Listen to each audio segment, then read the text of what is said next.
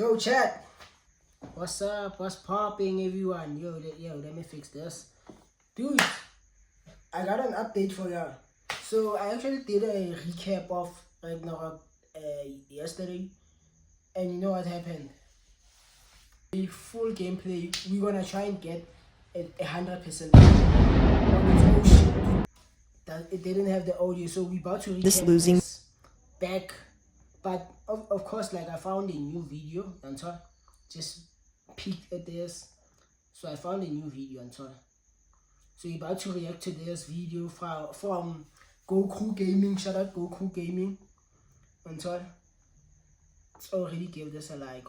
Exciting times! God of War Ragnarok is right around the corner. Let me take you through a recap of everything you need to know for the story so far. A couple of disclaimers. It should go without saying that this will contain spoilers of everything that happened up to God of War 2018, but will not contain spoilers of Ragnarok. I've also decided to give you a very brief overview, including the story of the original trilogy. Okay, even the one we did yesterday, we didn't even do a recap of everything, so this just works.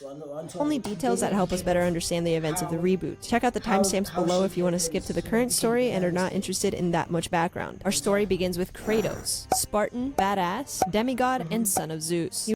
Yeah, but did you see those titles, bro? Demigod and son of Zeus. Badass, baba.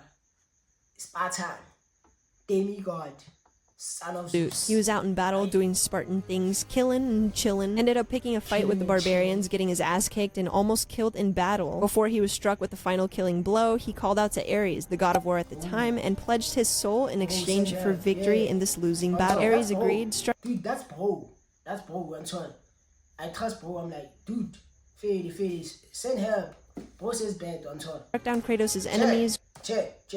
This is how you see this story. Granted him with powers and gave him the Blades of Chaos. Kratos then went on a murderous rampage, to put it lightly. The only connection to his last shred of humanity was through his wife and daughter. Ares knew this and saw it as a weakness, so he concocted a plan to have them killed by none other than Kratos himself, as if it wasn't already f***ed up enough. He sent Kratos and his army to a village where his family was staying, and Kratos inadvertently, unknowingly, and accidentally murderized them both. For some reason, an old witch lady was there, and after seeing what happened, she cursed him to always remember this atrocity by coating his skin with the ashes of his dead family. Hence his very pale complexion. This, along with many other This is where the ghost of Sparta was born. Occurrences where he gets used as a pawn, roots his hatred towards the gods. He then sets off on a path of vengeance, killing a lot of gods to include Ares, allowing Kratos to become the god of war himself, and his father Zeus, continuing the cycle of patricide. He ends up destroying Olympus and wiping out 90% of the Greek. Dude, God of War 3 graphics, they were way ahead of its time. That game tested every limit the PS3 had. Population, and then decides maybe it's time to leave. He hops on a boat, and somehow this boat leads him out of one mythology and into another. This is where our story continues / begins in the reboot God of War 2018. In the opening wait, that's what I didn't know. He hopped on a boat and then just went where? Like just like scene of God of War, we see an older, wiser Kratos preparing a funeral for his recently departed second wife. He no longer possesses the Blades of Chaos. Instead, he wields an axe that is later revealed to have been hers. Here we meet his son Atreus, half god through Kratos and half giant through his... This is boy. I'm sorry, y'all should get this. This is boy. This is not Atreus. This is Kratos' son, half god, half giant on top. Half god from Kratos, half giant from his mother. His mother, Faye. Neither Kratos nor Atreus know of Faye's giantness yet. This is actually something they don't find out until the end of the game. But it is a crucial piece of information since it explains why everything that happens.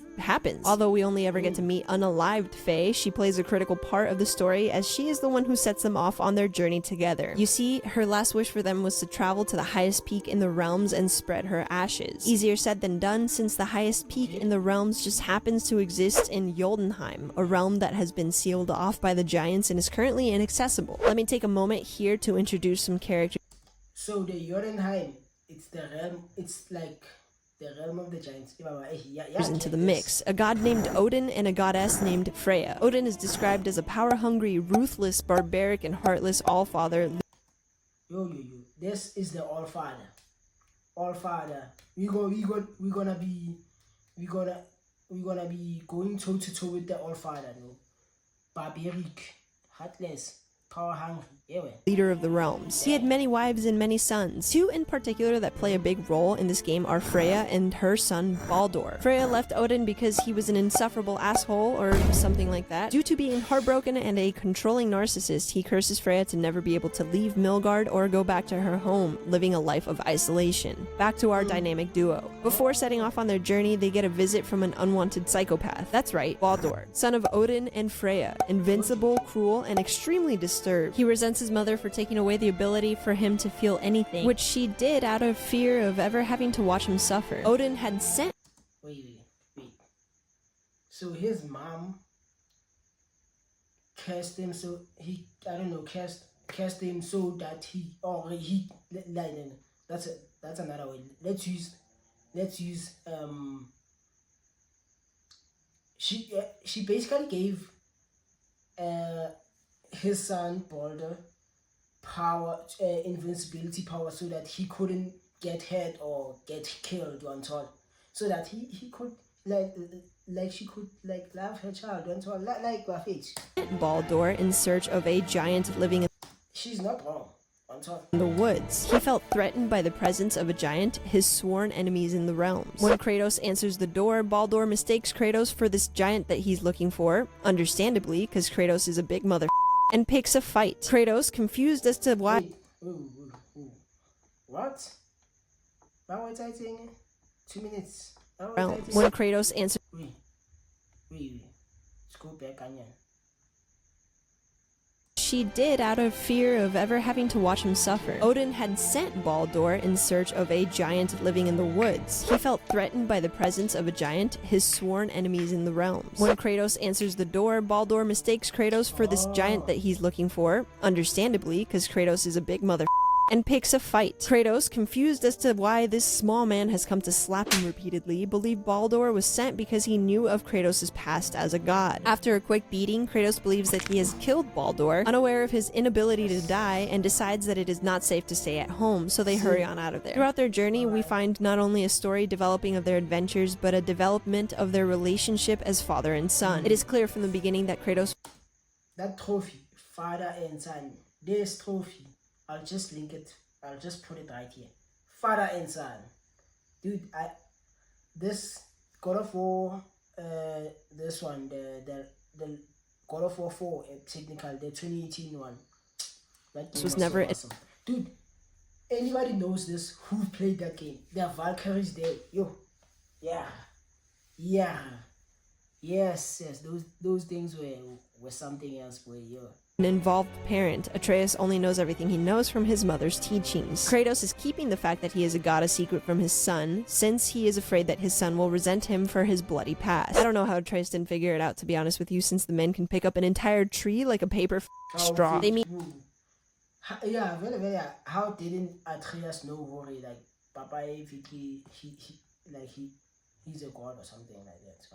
An involved parent, Atreus only knows everything he knows from his mother's teachings. Kratos is keeping the fact that he is a god a secret from his son, since he is afraid that his son will resent him for his bloody past. I don't know how Atreus didn't figure it out, to be honest with you, since the men can pick up an entire tree like a paper straw. They meet two dwarves on their journey by the names of Sindri and Brock, brothers who at first could not stand each other, but later on reconnect and work together once again. These guys upgrade weapons and armor throughout the game and are both wonderful additions to the entire experience. Anyway, as they continue, they come across Freya and a new character named Mimir. Freya and Atreus immediately take a liking to each other. Their first meeting is quite brief, but it is here where she puts a marking on Kratos and Atreus to hide them from being sensed by anyone who may be looking for them. Freya also leads Kratos and Atreus to the Bifrost, a tool that allows them to travel between realms. While climbing to what they thought was the highest peak in the realms, the two overhear a conversation between Magni and Madi, sons of Thor, and Mimir, the smartest man in the realms. They question Mimir on the whereabouts of a large tattooed man and a small boy, of course getting nowhere. When they leave, Kratos and Atreus reveal themselves to the man stuck in the tree. Mimir learns of their journey and is the one who reveals to them that the highest peak in the realm is in Jotunheim, which has been locked for ever. The only giant left in Milgard who knows how to access Jotunheim is the World Serpent, and the only man left alive who knows the ancient language that can communicate with the serpent is Mimir. Of course, he cannot free himself from his imprisonment, so the only logical option is to cut his head off and have Freya revive what's left of him, I guess. This is where they find out that Freya is a goddess, and Kratos immediately hated her for it. After some angry remarks, he leaves, seemingly never wanting to return. Mimir becomes a wonderful narrator for the rest of the game as a head hanging off of Kratos' utility belt. When we first meet him, he only has one glowing eye. It is revealed to us later that the eyes are crystals of knowledge of some sort, and that Odin, being as paranoid of anything that may threaten his power as he is, ripped out one of Mimir's eyes, hence taking that knowledge and hiding it in Thor's statue. At some point, the World Serpent actually ate the statue because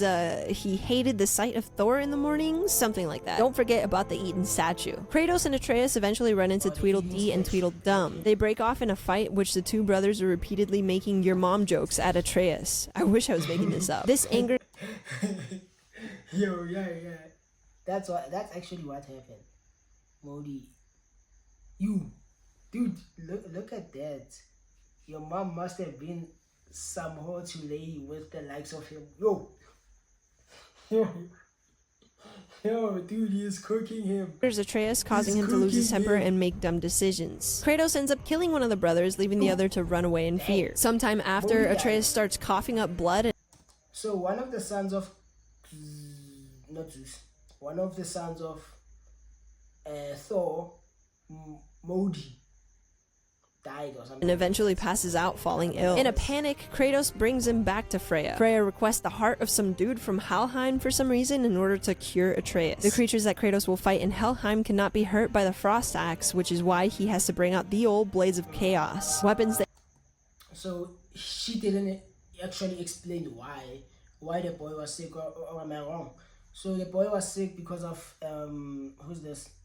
He was sick because of he was believing he's human while being a god, or something like that, which messes up the mind and the body. That he swore to never use again, which is stupid because those things are dope and should always be used. He goes off, kills the thing, butchers the heart out, brings it back. Freya is able to save him, but warns Kratos that his illness is due to Atreus not knowing of his true nature, a nature which is killing him from the inside. When the kid wakes up, Kratos lets him in on the secret that he is part god and tries to explain to him that with great power comes great responsibility. Atreus hears none of that and now decides to act like a self-entitled asswipe with the I'm better than everyone attitude. This only lasts for a bit as Kratos later yells some sense into him, but not before he ends up killing Madi against Kratos' wishes out of rage. At some point in their adventure, they find out they need Mimir's second eye to open the gate to Jotunheim. They learn this from Tyr, using eyes similar to Mimir's to open a gate. Not gonna get too far into Tyr because he was only ever mentioned through hieroglyphs. The second eye is hidden in the statue, which was actually made by Brock and Sindri, which, if you remember, is in the serpent's stomach. By now, the pair have found out that Freya is Baldur's mother, and kinda don't dig her crazy lady vibes anymore. They venture into the snake's stomach, get Mimir's second eye back, and get violently ejected out because Baldur beat the shit out of this poor snake. There they have their final encounter with Baldur. To understand how they came about finding Baldur's only weakness, mistletoe, I need to mention the fact that Sindri once gifted Atreus some mistletoe arrows to thank them for saving him from a dragon. Atreus broke the latch to his quiver. They used one of the mistletoe arrows to fix a latch sitting on his chest. The rest of the arrows were condemned and disposed of by Freya because of the nature of their use. When confronted by Baldur in this encounter, he ends up punching the shit out of Atreus Oh, God.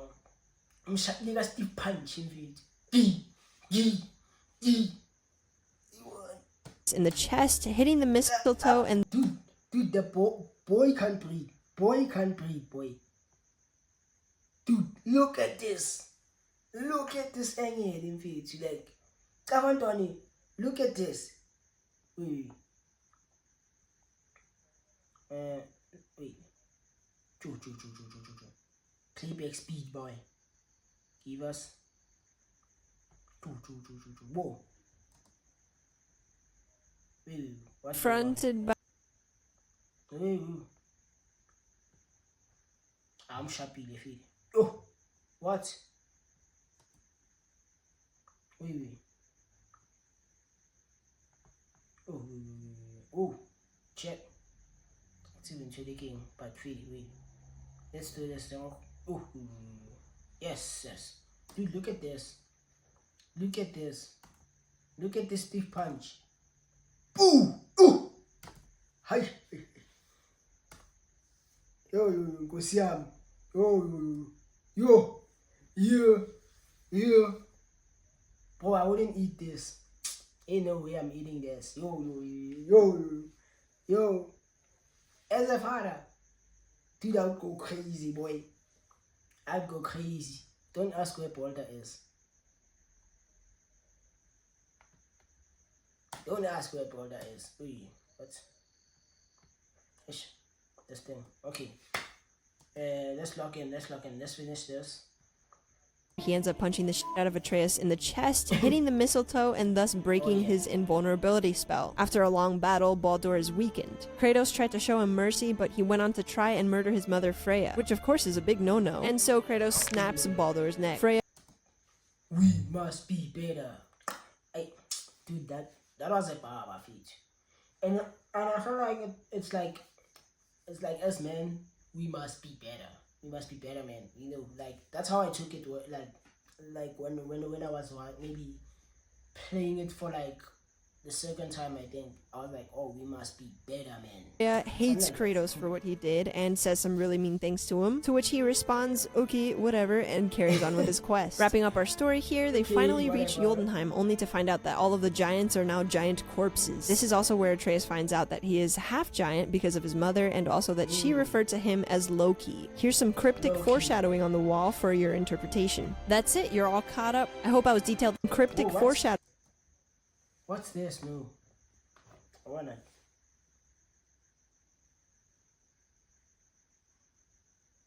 Wait. Okay. That's Atreus, ne? This is Atreus. Wait.